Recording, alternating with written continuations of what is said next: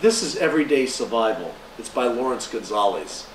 I also read his previous book, which dealt with survival. It was called Deep Survival. I think that if you read Everyday Survival, and it says here why smart people do stupid things, I would tell you, I thought the book was fabulous. I thought it was great. It was a learning experience for me. But the cover, the title, and the caption, Why Smart People Do Stupid Things, I think the book has nothing to do with any of this. It was not on, like his previous book was absolutely incredible, Deep Survival. I mean, what I learned in that book was extraordinary about how people on mountains, why this guy survives, this guy dies.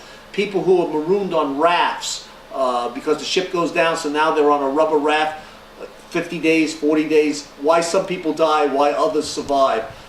People who go on surfing on oceans, why certain swimmers drown in Hawaii, others survive. That was an incredible book. That was Deep Survival. This is Everyday Survival.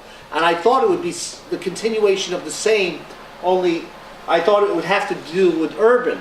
It had nothing to do with it.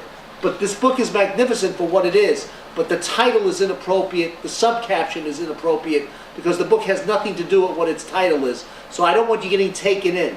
When you read this book, it is similar to the books that were written by Loren Eiseley, the naturalist. He died a while back, but he used to write heavily in the 60s and in the 1970s. His books were magnificent. This book is along the same lines.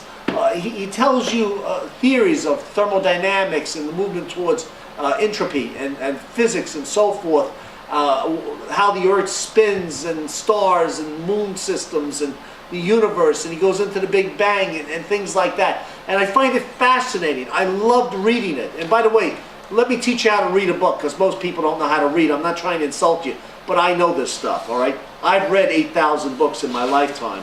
When you read a book, key phrases you should be writing somewhere in the book. I've got them here.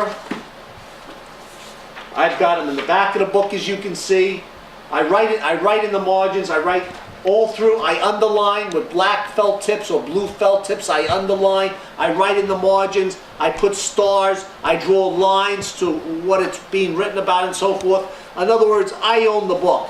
I make it mine. When I'm done with a book, I know as much about the book as the guy who wrote the book, because I make this book my book. That's how I deal with books. I would suggest you read this book, but only if you're interested in how life formed on Earth, where we think it came from in terms of the volcanoes underneath the oceans, is where modern science now believes the first life forms on this planet came from several billion years ago. I think that's why you want to read this book. Have a great day and enjoy your reading. Goodbye now.